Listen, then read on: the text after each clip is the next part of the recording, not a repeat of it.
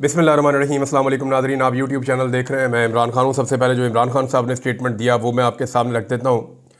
और इमरान खान साहब ने बड़ी क्लैरिटी के साथ कुछ चीज़ें अब नौजवानों के लिए बोली हैं, क्योंकि देखें जितनी दफ़ा भी पाकिस्तान तहरीक इंसाफ के लोग वहाँ तक पहुँचे जहाँ तक इमरान खान साहब ने कहा, तो उतनी मरतबा ही ये नौजवानों की ताकत के बलबूते पर पहुँचे हैं। यानी रावलपिंडी के मनाज़र अगर आप याद करें तो रावलपिंडी में जो स्टेट ब्रूटैलिटी थी या स्टेट की जानिब से जो टॉर्चर किया जा रहा था, जो फस्तायत वहाँ पे मौजूद था, जो फाशिज़म था, उसका मुकाबला नौजवान कर रहे थे। इससे पहले अगर आप देखें लाहौर में जितना कुछ हुआ, वहाँ पे इमरान खान साहब के घर पे बहुत अटैक किया बार बार स्टेट ने, तो तब भी इमरान खान को आइडिया हो गया कि नौजवान ही खड़े हो सकते हैं और वही खड़े होते हैं फस्तायत के सामने। फिर हमने इस्लामाबाद में बार बार देखा, फिर जैसे हमने देखा कि कंटेनर्स उठा उठा के फेंक दिए नौजवानों ने, और खैबर पख्तूनख्वा से आने वाले काफ़िले में भी जो नौजवान थे उन्होंने ही रास्ते बना बना कर दिए। तो नौजवानों से इमरान खान साहब की उम्मीद ज़्यादा, ज़रा एनर्जी भी इनकी ज़्यादा होती है, और नौजवान जो हैं वो पाकिस्तान का मुस्तकबिल भी हैं, और वो हौसला भी शायद उनमें जो ज़्यादा उम्र के लोग हैं उनसे बेहतर होता है।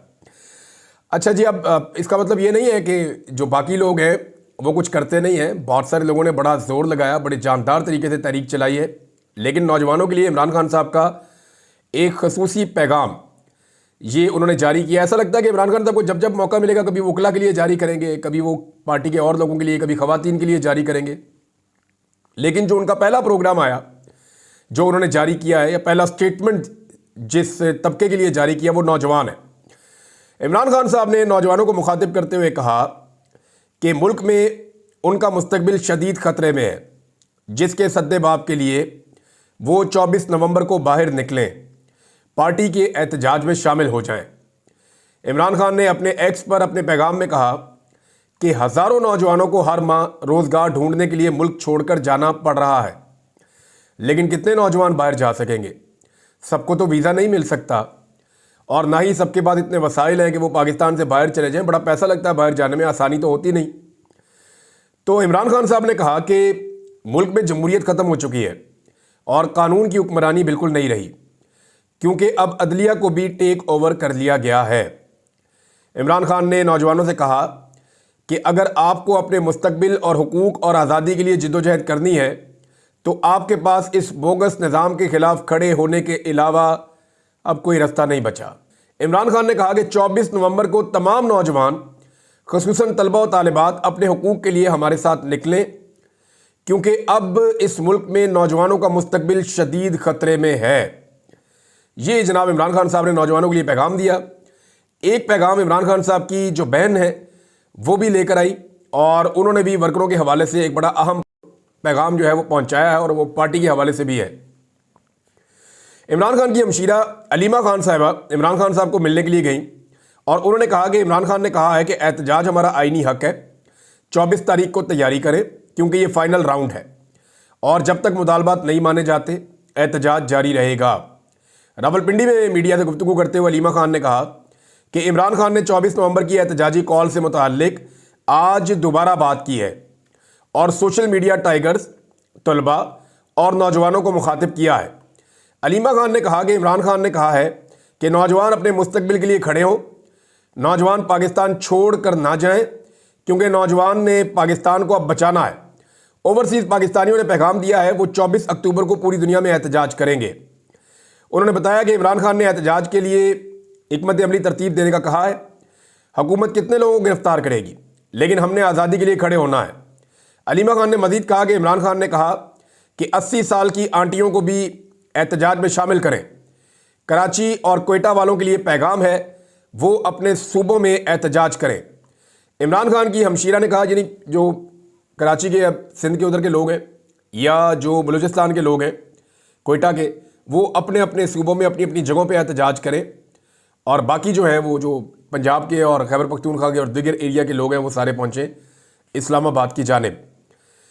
अच्छा, इमरान खान की हमशीरा ने कहा कि ये इमरान खान की कॉल है और इस पर पूरा अमल होगा। इमरान खान ने बराह रास्त सबको पैगाम दिया है, और इस एहतजाज में MNAs MPAs आगे होंगे।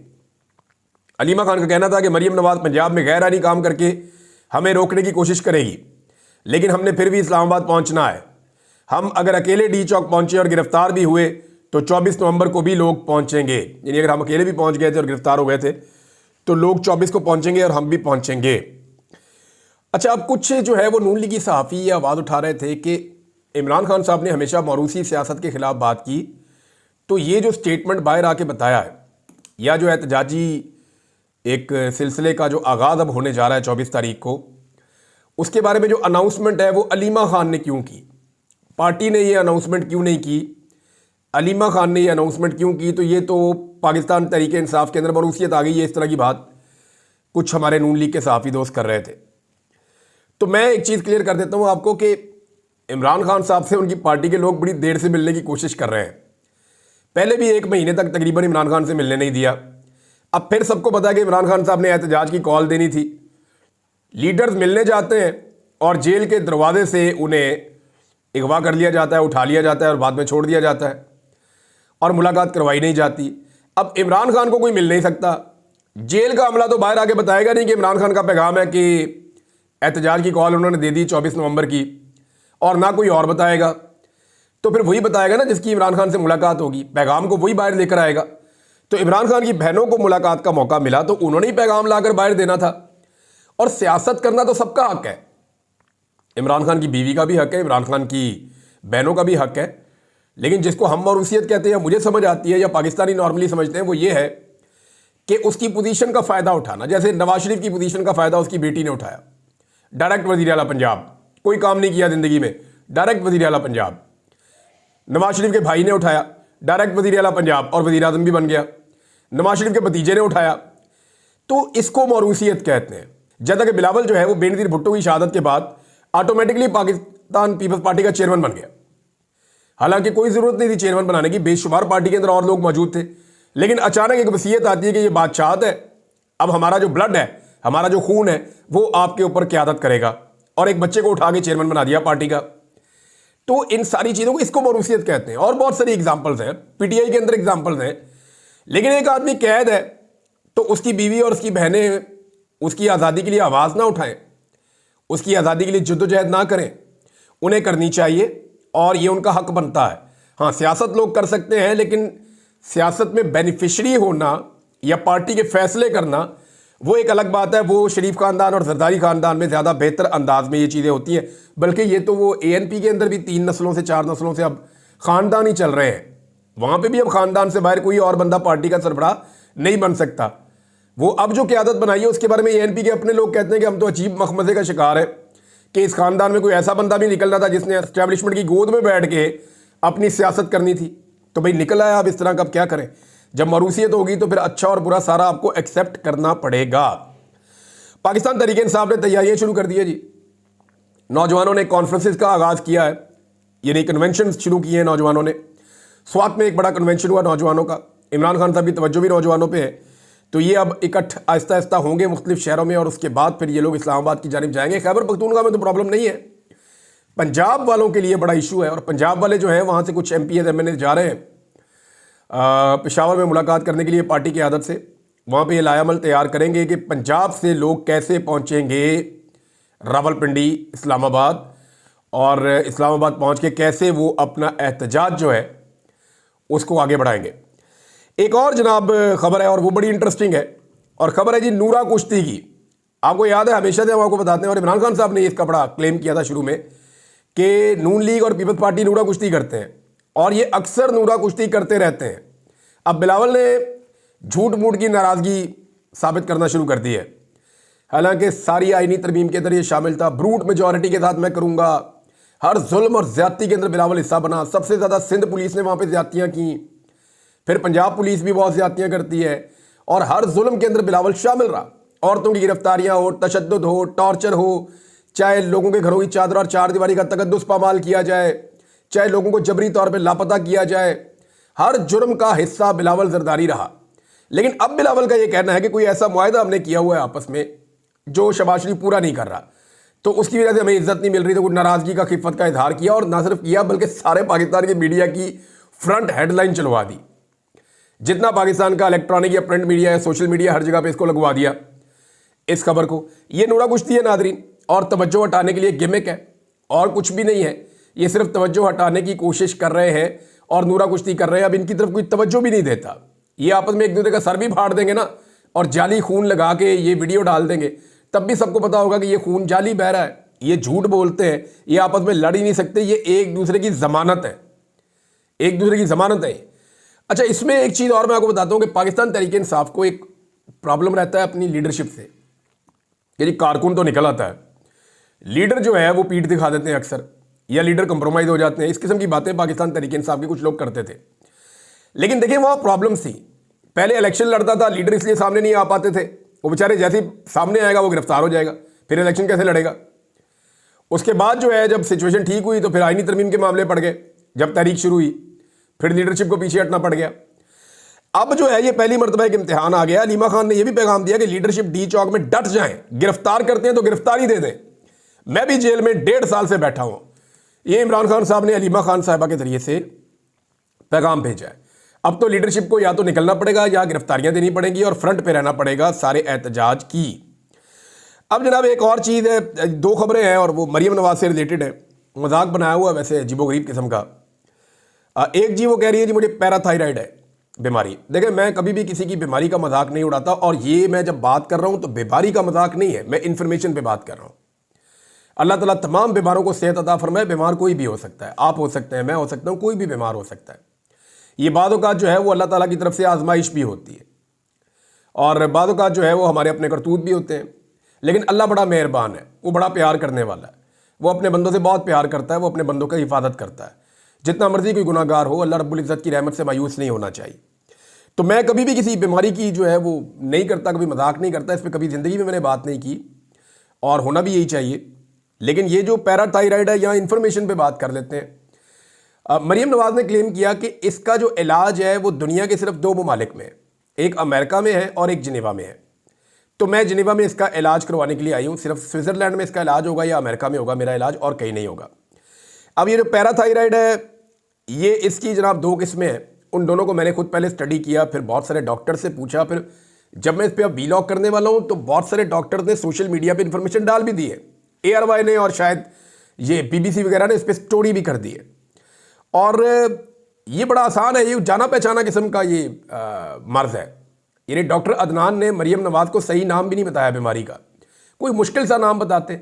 अच्छा, इन्हें ऐसे लगता है मरीम नवाज को कि जैसे वर्कर मेरे वालिद को मिले हैं या मेरी अपनी पार्टी के हैं, ऐसे ही बाकी पाकिस्तान की सियासी जमातों के भी हैं। इन्हें लगता है कि पूरे पाकिस्तान के लोग जो हैं वो उतने ही बेवकूफ़ हैं जितने वो लोग हैं जो हमारे करीब होते हैं, हमारे आसपास होते हैं। इन्हें ऐसा लगा कि वो भी बड़े सादा लोग होंगे, कोई इसको पढ़ेगा ही नहीं। 1 मिनट में लोगों ने गूगल किया, सारी हकीकत सामने आ गई, डॉक्टर से बात की, सारी हकीकत सामने आ गई। अब वो ये कहते हैं कि बहुत सारे जो पाकिस्तान के साबिक हुक्मरान हैं वो भी इसका इलाज करवा चुके। हज़ारों अफराद को बड़े शहरों के अंदर ये मर्ज लाहक है। पाकिस्तान के तमाम बड़े शहरों में इसका प्रॉपर इलाज मौजूद है, और ना सिर्फ पाकिस्तान में है बल्कि दुनिया के बेशुमार मुल्कों में इसका इलाज मौजूद है। और ये कोई ऐसी बीमारी नहीं है जिसका इलाज करवाने के लिए सिर्फ अमेरिका या स्विट्ज़रलैंड जाना पड़े। अब मरीम नवाज साहबा सर्टिफाइड झूठ बोल देती है, यानी झूठ बोलने का सर्टिफिकेशन अगर कहीं से होनी चाहिए तो वो यूनिवर्सिटी ऑफ मरीम नवाज से होनी चाहिए।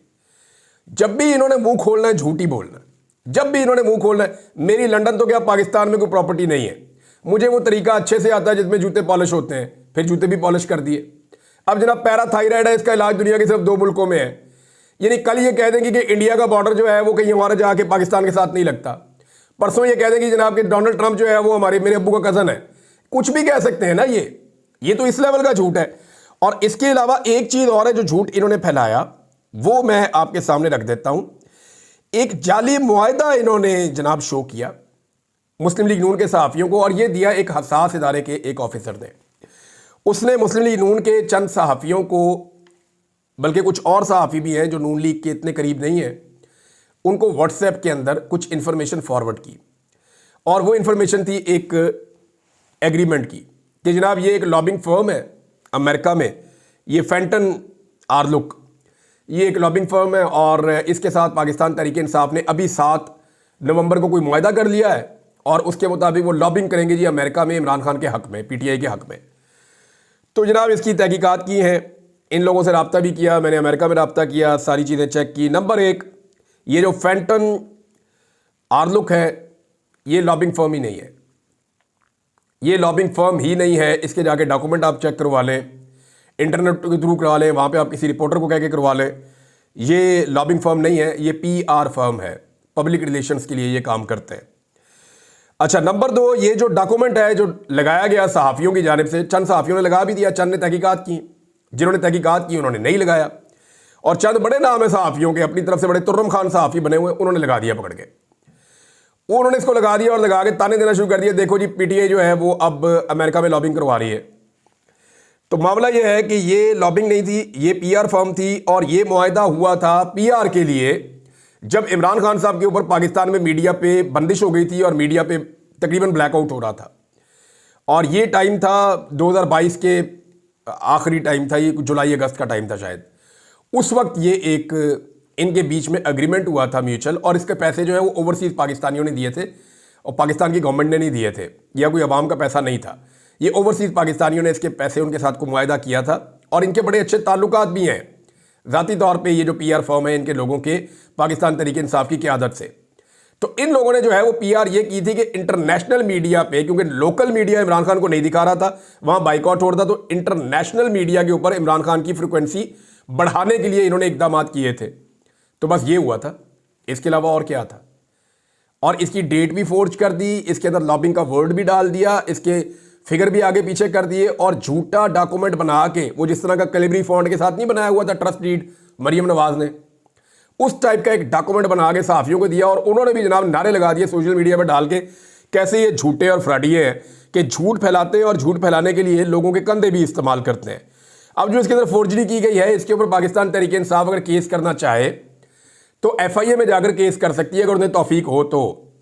हामिद खान साहब चले जाएं, जाके कहें जी ये फलां फलां सहाफ़ी हैं, हमारी जमात है पाकिस्तान तहरीक इंसाफ, या चले जाएं सलमान अकरम राजा साहब कि इन सहाफ़ियों ने हमारी जमात के ख़िलाफ़, एक पाकिस्तान की सबसे बड़ी जमात है, ये एक फोर्ज डॉक्यूमेंट के तहत ये प्रोपेगेंडा किया है, लिहाजा इनको अकाउंटेबल किया जाए। होना तो कुछ नहीं है, लेकिन कम से कम अकाउंटेबल तो करें ना, मामला तो आगे बढ़े।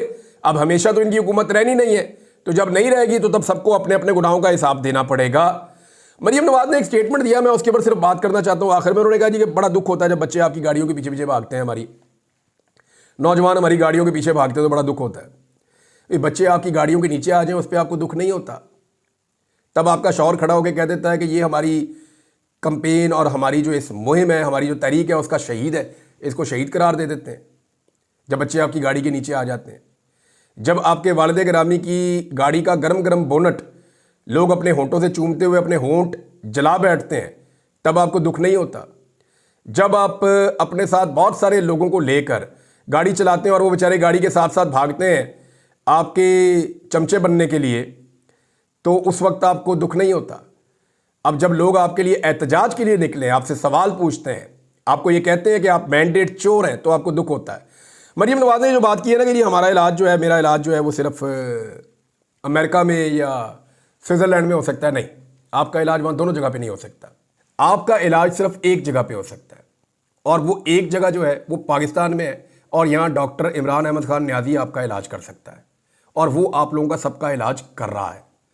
आप लोगों की बीमारी जो है वो इतनी कॉमन नहीं है, ये बड़ी अजीब डिटाई की बीमारी है, और इसको बड़ा फ्रीक्वेंट इलाज चाहिए, और वो इलाज इमरान अहमद खान न्याजी अडयाला जेल से बैठकर अच्छे तरीके से कर रहा है। पाकिस्तान वापस आइए, यहाँ पे आपका इलाज है। और अगर इन्हें लगता है ना कि वहाँ ओवरसीज ज्यादती करते हैं, तो यहाँ पाकिस्तान में ज़रा सिक्योरिटी वगैरह निकल के देखें, निकले ना ज़रा, ख्वाजा आसिफ को चले चेक कर लें, ख्वाजा आसिफ को बोले सिक्योरिटी के बगैर निकल के पंजाब के किसी भी एरिया में जहाँ पसंद है वहाँ जाके फिर लें, बंदों को पीछे छोड़ के, पुलिस को पीछे छोड़ के, गुंडों को पीछे छोड़ के जाकर कहीं भी फिर ले, देखें लोग उनके बारे में कैसी बातें करते हैं। आपको लगेगा कि ओवरसीज तो बहुत अच्छे हैं, वो तो कुछ भी नहीं कहते।